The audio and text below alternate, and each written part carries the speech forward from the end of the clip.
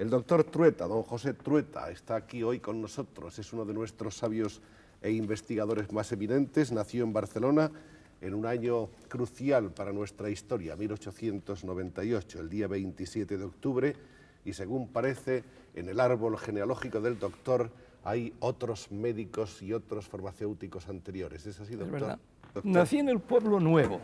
Mi padre realmente iba a ser farmacéutico. Su padre tenía una farmacia en Lérida y quería que su hijo pasase a regentar la farmacia cuando él se retirase. Y lo mandó a Barcelona a estudiar la carrera de farmacia. Pero se enamoró de mi madre a media carrera. Él estaba en una farmacia del Pueblo Nuevo que era de unos parientes nuestros. Y esta conexión con una vecina que era mi madre, los enamoraron y quiso terminar la carrera, pero no de farmacéutico, sino de médico. Y en 3 años hizo la carrera de médico. No se estableció en el Pueblo Nuevo, pasó al Pueblo Seco. Y allí pues vivimos 15 años, 14 años. Y allí yo crecí. ¿Y ahí empezó usted a estudiar? Allí empecé a estudiar. Fui primero a los Escolapios de San Antonio, que nos quemaron en la Semana Trágica, el año 9, y después fui al Instituto Universitario. Y allí continué hasta que, terminado el bachillerato, vino el momento decisivo de mi vida. ¿Qué es lo que iba a hacer? Yo tenía una afición artística desde pequeño, dibujaba con las 2 manos, soy ambidextro desde niño y usaba mis manos para dibujar. Muchos de mis libros estaban estropeados por dibujos. Entonces mi padre me quiso ayudar y me aconsejó de ir a una academia de pintura, la Academia Martínez Altés, que era un pintor que imitaba Fortuny, hacían estos grandes cuadros, las batallas de Tetuán y toda esta cosa. Un hombre, un colorista, pero sin ninguna imaginación.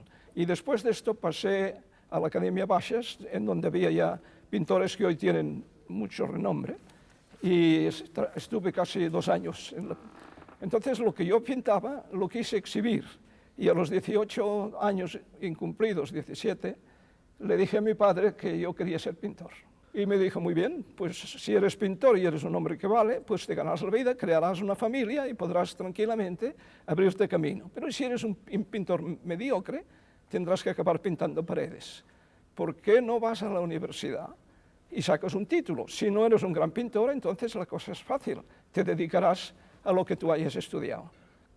Y entonces me dijo, tú no querrás ejercer la carrera de médico, pues haz de médico, pero para saber un poco de anatomía. ¿Te acuerdas de que Leonardo, los grandes dibujos del corazón y de la anatomía humana se basan en Leonardo? Esto te servirá. Bueno, me convenció. Empecé a ir a la universidad y el primer día que cogí el bisturí para disecar, me pareció que yo hacía escultura, ¿me comprende? Y ya estuve pegado. ¿Hemos perdido un gran pintor? Seguramente, seguramente. Yo muchas veces he pensado, ha salido un médico mediocre y hay un genio en mí pictórico que no se ha desarrollado. Bueno, tanto como un médico mediocre, usted sabe perfectamente que no es verdad. Bueno. ¿Obtiene usted el título en qué año? 21. En el 21. Y empieza usted a trabajar enseguida. Enseguida. El que fue mi maestro, Corachán, acababa de ser nombrado jefe de cirugía del Hospital de la Santa Cruz de San Pablo. Este hombre fue, probablemente usted recordará su nombre, uno de los grandes cirujanos de nuestro país.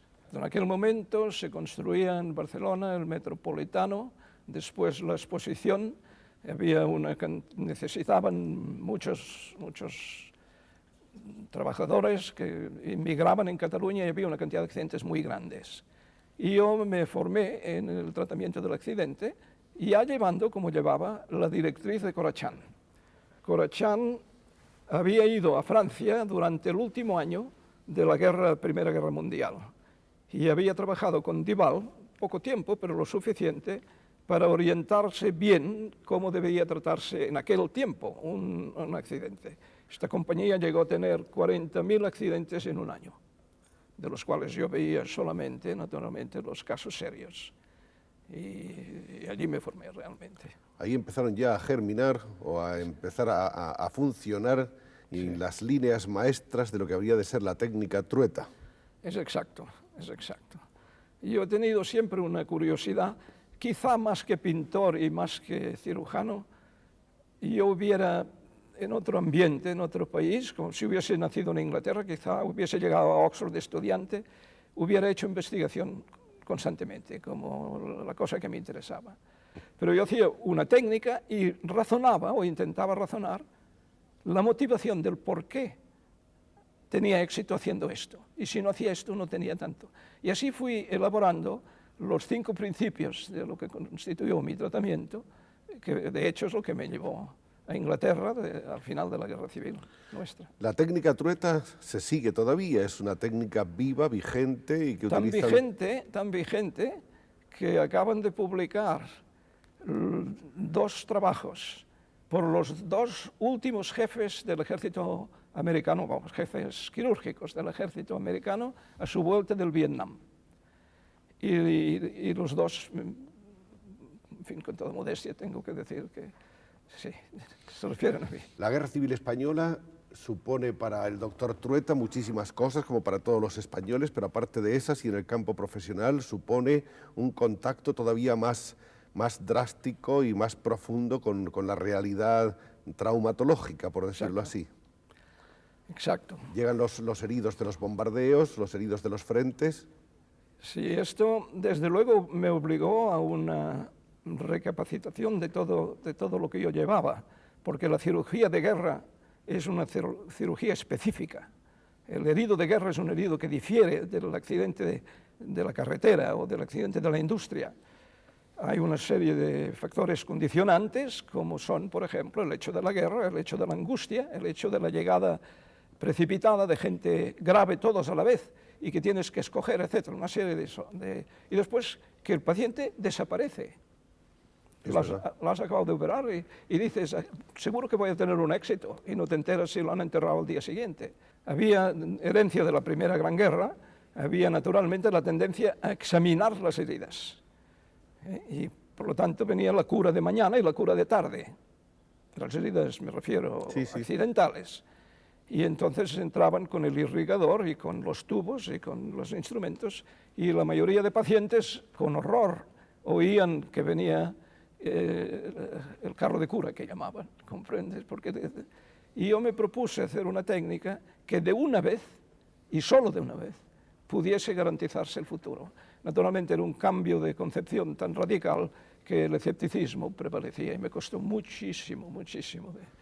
Pero usted logró reducir sobre todo el peligro de las infecciones, que era tremendo en esos momentos y en esos casos. Sí, fue la principal contribución, la disminución en nuestra estadística de la gangrena gaseosa, que han publicado también los del Vietnam. Termina la Guerra Española y entonces parece que le llaman a usted de distintos lugares, pero sobre todo los ingleses son los que consiguen llevarse al doctor Trueta. De hecho, la primera cosa que me pidieron era mi experiencia con los edificios de piedra y ladrillo colapsados. Este fenómeno de un individuo víctima de ser cogido por una viga o una cosa así, que no tiene ninguna fractura ni ninguna herida y se muere a los 8 días de anuria, no orina más. Y entonces me pidieron qué pensaba yo de esto.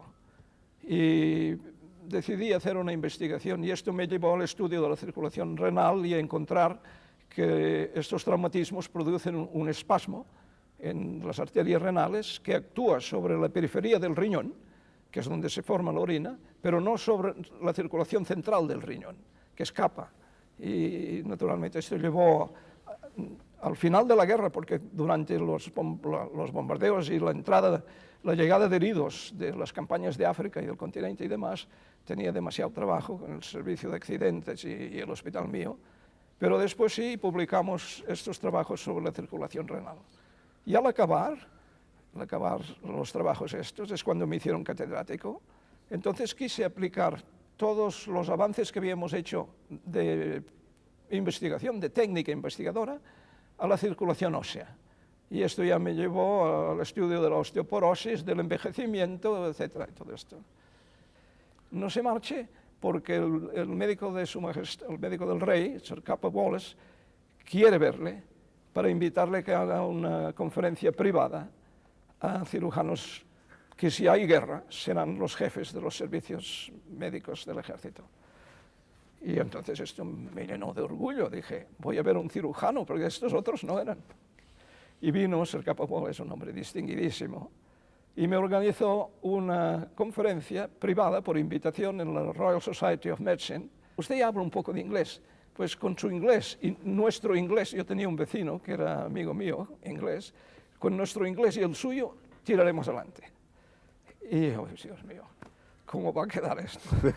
Me contó que cuando yo explicaba la caída de las bombas de penetración profunda, les imitaba el silbido y decía ¡boom! Y decía, varios de los asistentes pensaban ponerse debajo de la mesa. De manera que cuando acabó esto, yo me dije, esto ha sido un fracaso total, esta gente no han entendido la mitad, era cosa técnica, comprende. Cuando yo llegué a Oxford y me pidieron que me quedase, entonces estalló la guerra, enseguida estalló la guerra. A usted se le nombra consejero de guerra del ministro, no del ministerio, del ministro de Sanidad, que era MacDonald. Caramba, yo podré aconsejar al ministro. Sí, señor, esta será su misión, pero no podré usar mis manos. Sí, podrá usar sus manos. Usted estará autorizado a operar ayudando a un ayudante. O sea, que yo tenía un ayudante inglés con su título reconocido, y el que operaba naturalmente era yo, pero era el que me ayudaba. Si una cosa de responsabilidad podía repercutir en la ley, estaba cubierto por por lo tanto yo pude trabajar prácticamente enseguida. ¿Aconsejó usted muchas veces al ministro MacDonald? Sí, en fotografía, viso no lo he visto nunca. No lo ha visto usted nunca. Yo tenía la convicción de que el hospital de Oxford, de ortopedia, era tan reputado en el mundo que no podía mejorarlo. Y entonces puse una condición y dije, mire, lo que no hay en este hospital es un centro de investigación. Si me aseguran las facilidades económicas para poderlo crear en el hospital, todas las investigaciones que yo había hecho en Oxford las había hecho en el departamento del profesor Florey, al tiempo que se encontraba la penicilina. Pero ahora yo quisiera tener un instituto propio. Y entonces Lord Nuffield, el propietario de las fábricas Morris, multimillonario, como saben, avanzó en las casi 300.000 libras esterlinas. Y el día de la inauguración del instituto vino la reina madre a hacer la inauguración y esta fotografía perpetúa este momento. Con John Barnes tuvimos la oportunidad de ver el nacimiento de la penicilina, de dar las primeras inyecciones que se han dado en el mundo de penicilina y yo de investigar la importancia de la inmovilización total para evitar la difusión de las infecciones.